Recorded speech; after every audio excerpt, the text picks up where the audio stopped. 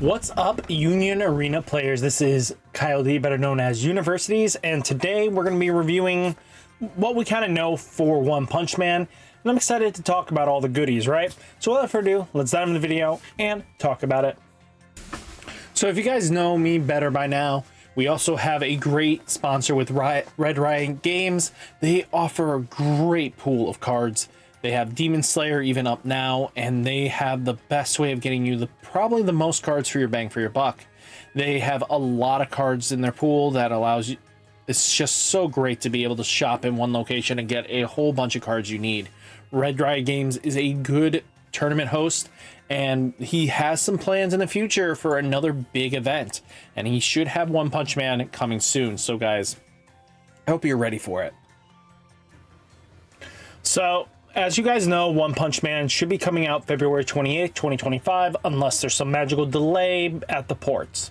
You know, it's kind of that gamble, right? With any card game, you kind of just see. So One Punch Man comes with, you know, a 50 card deck, 3 AP action points, 1 play sheet. So it's kind of cool. Here is what the AP action point's going to be.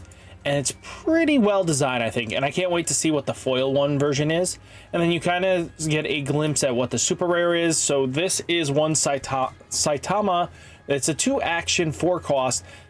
This plays this in set on the field active. This card cannot be removed from your field by your opponent's abilities, and at the end of the attack phase, place this character at the bottom of your deck. Then choose up to 1 character with 4,000 DP or less on your opponent's front line, sideline it. So it's probably going to see some competitive play just because it is a 2 action guaranteed removal, deal 10,000 damage. It's going to lead you with some openings, but just because Saitama is just such a powerhouse with 10k, most likely opponents are going to have to block without the impact there. But they also have One Punch! Choose one of the following. If your opponent has 3 or more life, deal 1 damage to them, and choose up to 1 Saitama on your field that gains impact. So again, this card has a draw effect. I do not see this card seeing some sort of play, right? So this thing guarantees free, you know, it's going to deal 1 damage to them, so gets free damage in, and no matter what point in the game, it's going to apply some sort of damage. I like that it's not, you know, impact +1, so it's just innate impact 1, so you can't double up on one punch.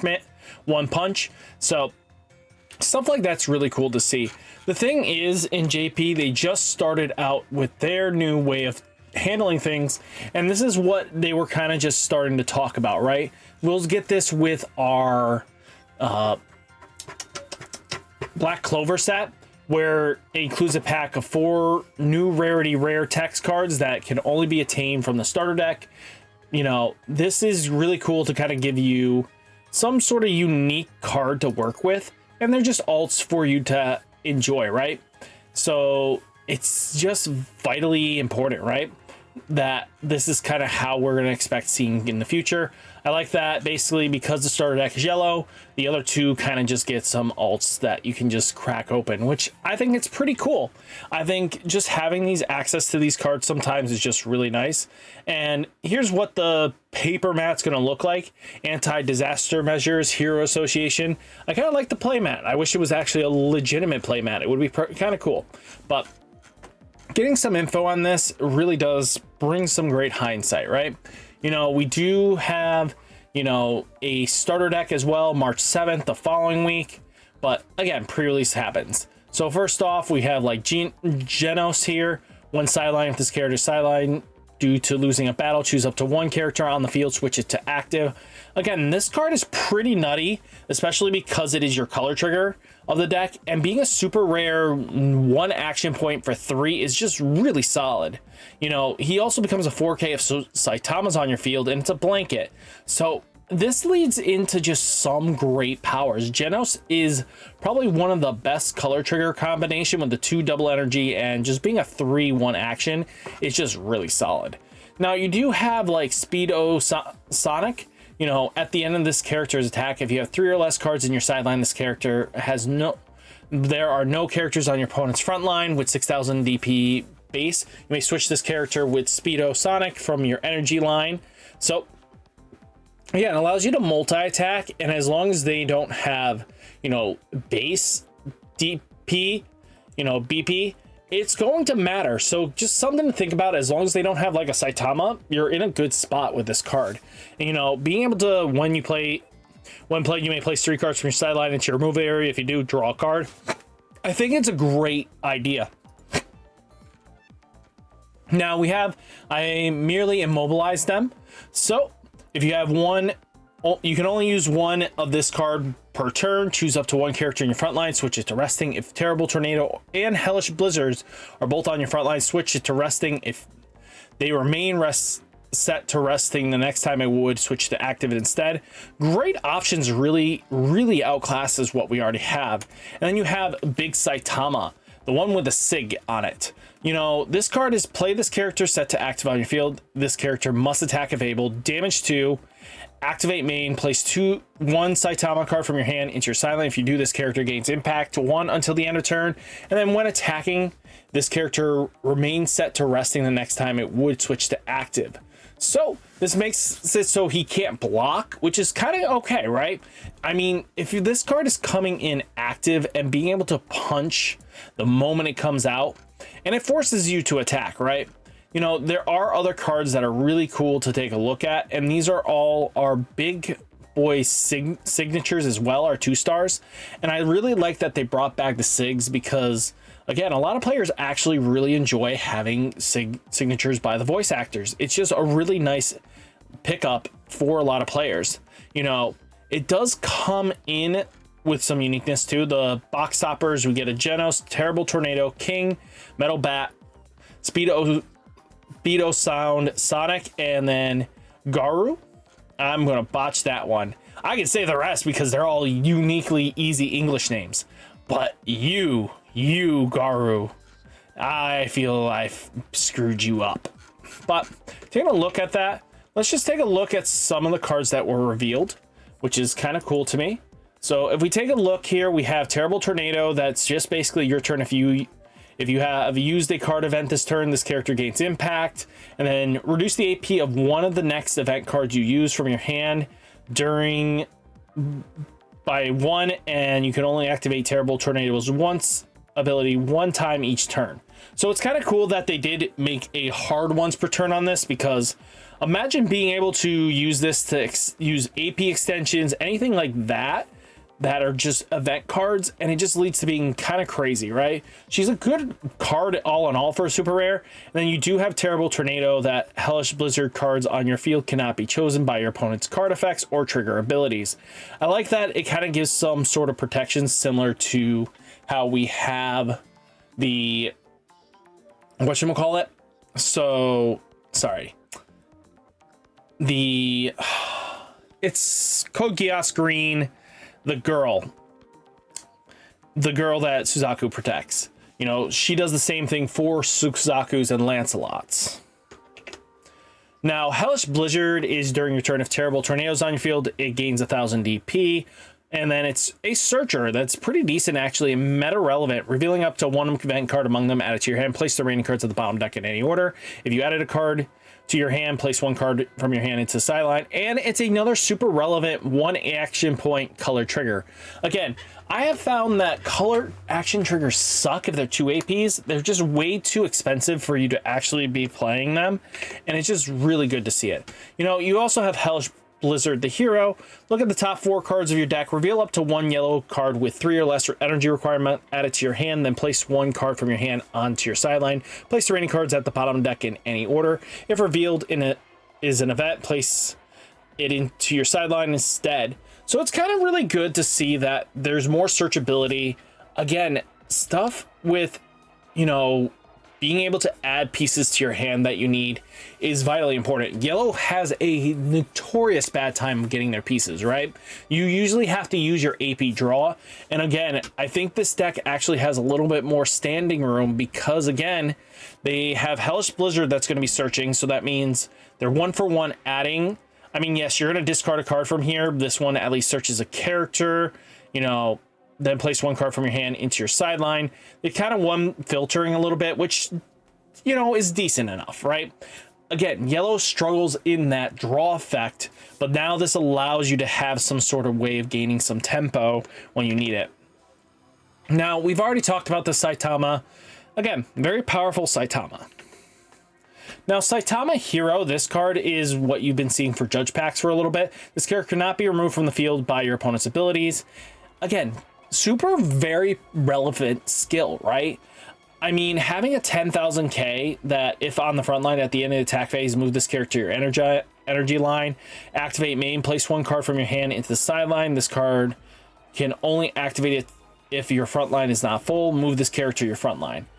I kind of get it. I mean, just because he's going to move back into the energy line, and I'm guessing what's going to happen is what you want to do with this card is basically use up all your AP, bring him up, and then basically, you know, swing in afterwards. What you're trying to do with this card is that basically you want to use him for your double energy generation, which again makes a lot of sense what you're trying to do, right? You need all that energy to be able to play your Saitamas very comfortably. So I kind of see where they're coming from, and this card is probably going to see a lot of play in the list. Now, Genos, we've already took a look at, very powerful. Now, you do have the Saitama that we've already taken a look at here. Cannot be removed at the end of attack phase. Place this at the bottom of the deck, right? But you also have this Genos here that's when played for a raid, this character gains impact, and then one sideline, play up to one yellow Genos with 3 or less energy requirement, 1 AP from your hand. Set the rest thing onto the field. If Saitama's on your field, set it to active instead. So being able to have another block with this Genos and being able to have a Genos come out, really solid in my opinion. I think this is very powerful for raid status, and I like where they're going for. You know, this is just exactly what you want for deck building wise. And having recursion is super important, right? Because again, if your opponent's clearing everything you have, then it just kind of sucks, right? Now, Garu here. Now we're getting into red, boys. So this is kind of your villain deck of the set. When play, place up to 2 cards from the top of your deck into your sideline. You know, red color trigger sucks as always because, again, great in the early game, bad in the late. Now,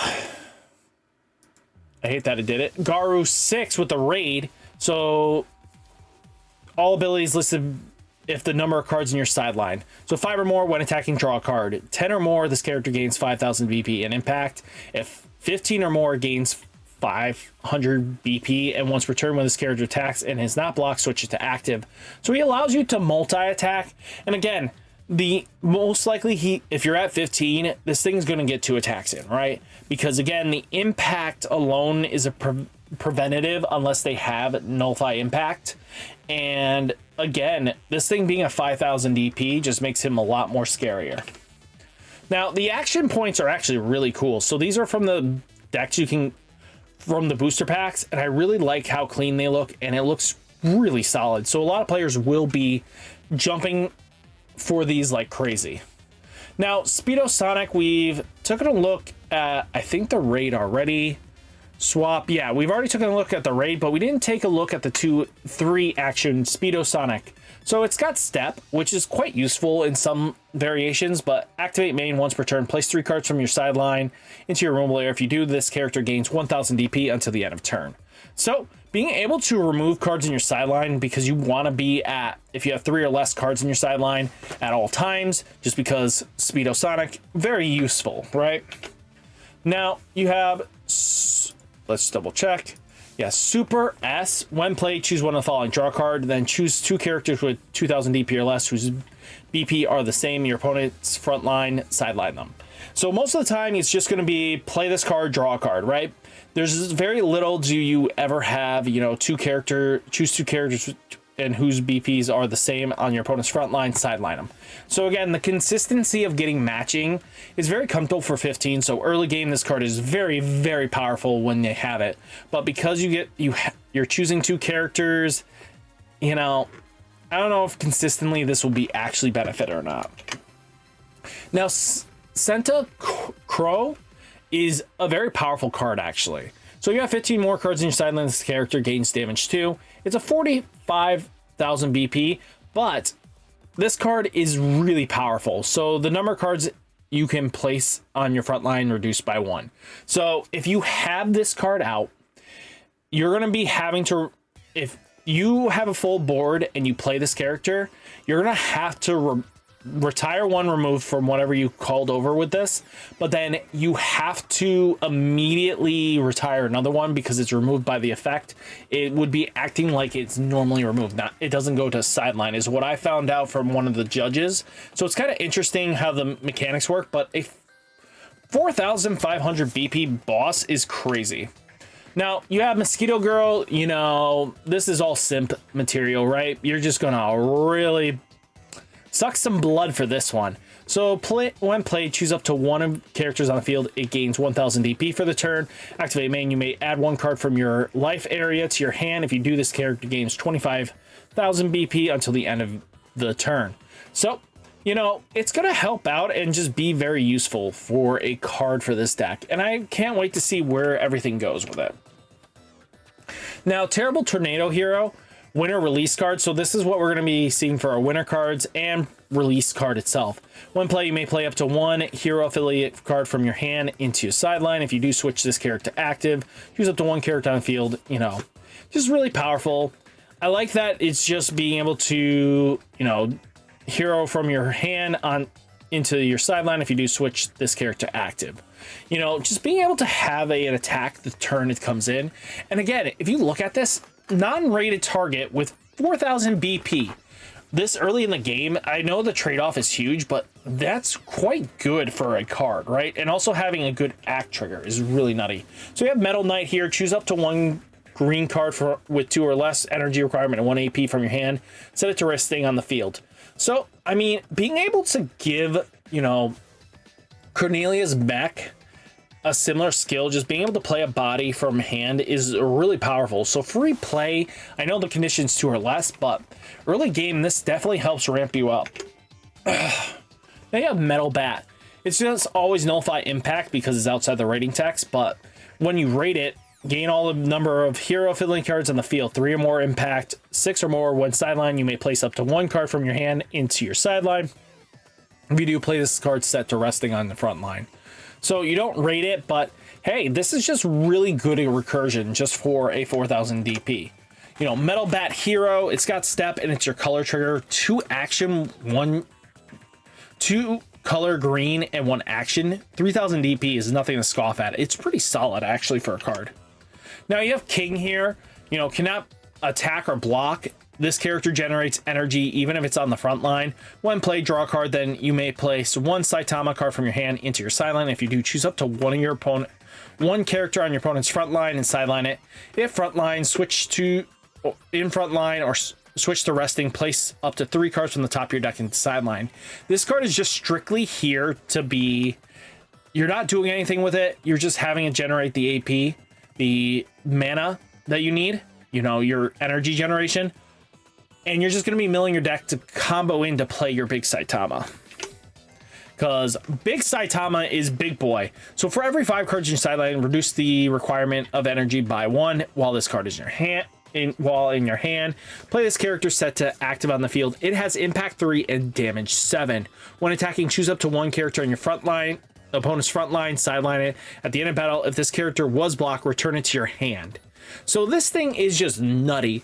And again, this would probably be the reason why I would say never ever create a main phase 2 in this game, because being able to have this thing bounce itself back into hand after it's attacked would be ridiculous, and then go right into back into main phase 2 and then go and attack again.